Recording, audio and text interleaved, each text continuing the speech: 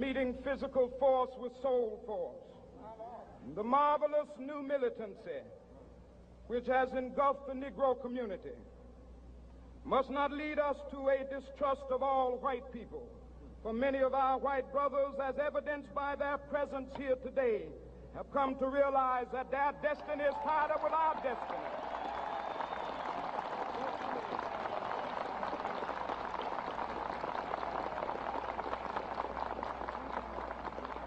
And they have come to realize that their freedom is inextricably bound to our freedom. We cannot walk alone. And as we walk, we must make the pledge that we shall always march ahead. We cannot turn back. There are those who are asking the devotees of civil rights, when will you be satisfied? We can never be satisfied as long as the Negro is the victim of the unspeakable horrors of police brutality. We can never be satisfied as long as our body is heavy with the fatigue of travel, cannot gain lodging in the motels of the highways and the hotels of the cities.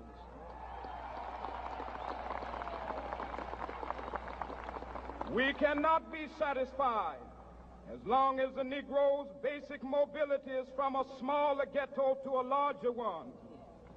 We can never be satisfied as long as our children are stripped of their selfhood and robbed of their dignity by signs stating for whites only.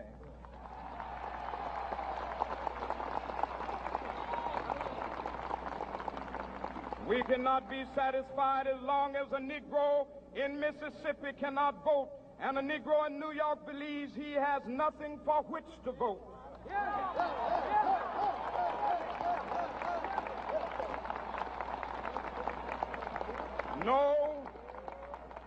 No, we are not satisfied, and we will not be satisfied until justice rolls down like waters and righteousness like a mighty stream.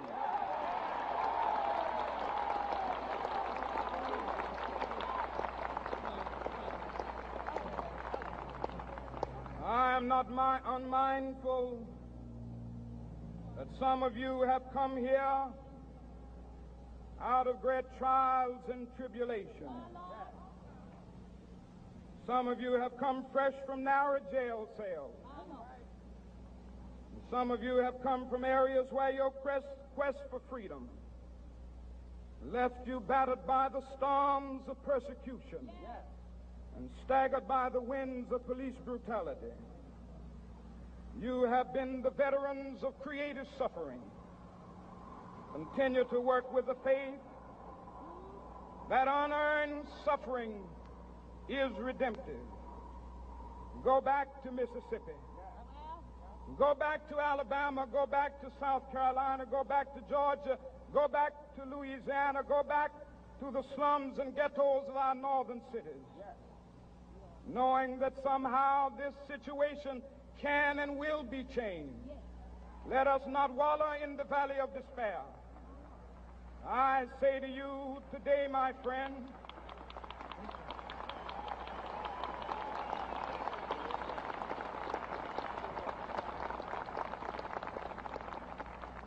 so even though we face the difficulties of today and tomorrow, I still have a dream. It is a dream deeply rooted in the American dream. I have a dream that one day this nation will rise up and live out the true meaning of its creed. We hold these truths to be self-evident, that all men are created equal.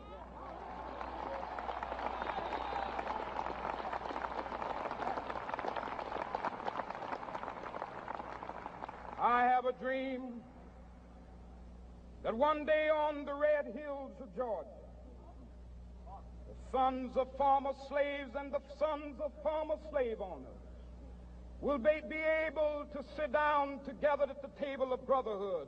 I have a dream that one day even the state of Mississippi, a state sweltering with the heat of injustice, sweltering with the heat of oppression, will be transformed into an oasis of freedom and justice. I have a dream that my 4 little children will one day live in a nation where they will not be judged by the color of their skin, but by the content of their character. I have a dream today.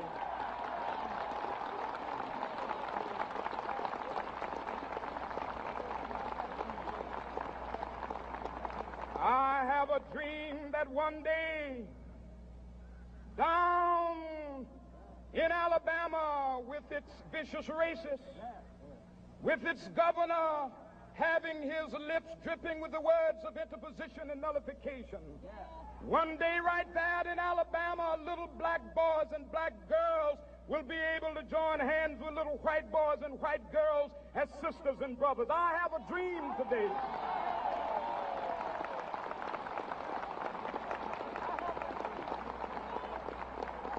I have a dream that one day every valley shall be exalted, and every hill and mountain shall be made low. The rough places will be made plain, and the crooked places will be made straight, and the glory of the Lord shall be revealed, and all flesh shall see it together. This is our hope. This is a faith that I go back to the South with. With this faith, we will be able to hew out of the mountain of despair a stone of hope. With this faith, we will be able to transform the jangling discords of our nation into a beautiful symphony of brotherhood. With this faith, we will be able to work together, to pray together, to struggle together, to go to jail together, to stand up for freedom together, knowing that we will be free one day. This will be the day. This will be the day when all of God's children will be able to sing with new meaning, "My country, tears of thee. Sweet land of liberty, of thee I sing. Land where my fathers died, land of the pilgrim's pride. From every mountainside, let freedom ring. And if America is to be a great nation, this must become true. And so let freedom ring from the prodigious hilltops of New Hampshire. Let freedom ring from the mighty mountains of New York. Let freedom ring from the heightening Alleghenies of Pennsylvania.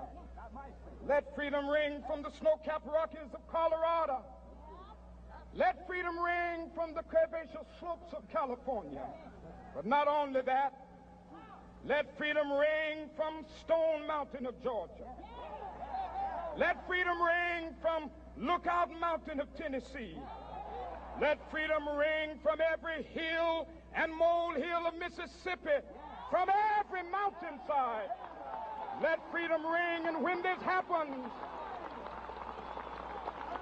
and when we allow freedom ring, when we let it ring from every village and every hamlet, from every state and every city, we will be able to speed up that day when all of God's children, black men and white men, Jews and Gentiles, Protestants and Catholics, will be able to join hands and sing in the words of the old Negro spiritual, "Free at last, free at last. Thank God Almighty, we are free at last."